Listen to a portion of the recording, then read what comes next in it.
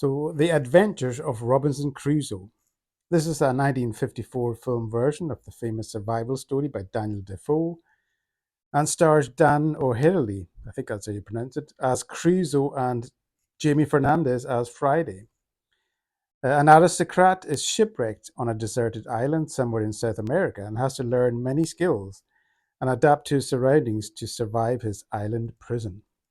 I've never read the book by Dan Defoe, so I can't compare it to this film, but I thought this was an okay watch. Plenty going on for the most part to maintain your interest, even if the Amazon print I was watching was pretty lousy, I have to say. The first half of the movie has Crusoe rescuing all he can from the shipwreck and planting crops, learning to hunt, and generally sharpening his survival skills. Then he suddenly becomes ill with fever and hallucinates before magically reviving without any treatment. That was kind of puzzling, I have to say. Then, just when things start to get a little bit boring, we meet Friday, a native from a local island, who Crusoe rescues from some hungry cannibals. And he also has a run in with some dangerous mutineers.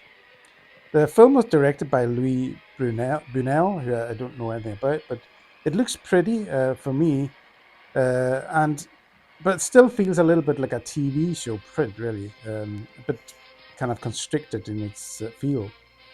The acting by Dan O'Herlihy was fine, and he did garner an Oscar nomination for his portrayal. I'd never heard of the actor before, but he was pretty good and realistic, and he does a voiceover that isn't too obtrusive. Jamie Fernandez also was pretty good as Friday, and did well considering he's a mostly non-verbal character he plays. One thing that was a little odd was how few attempts Cruiser makes to leave the island. I think he only makes really one attempt, really, which is kind of odd. I tried to compare this movie with Castaway, the big budget Tom Hanks film. And I think this is more of an adventure, boys' own adventure film than that. Whereas Castaway is more like a character study, I think. Two very different takes on the same story, perhaps. Which is better? It's like tea and coffee, just your preference, I guess. Both are good, but for different reasons.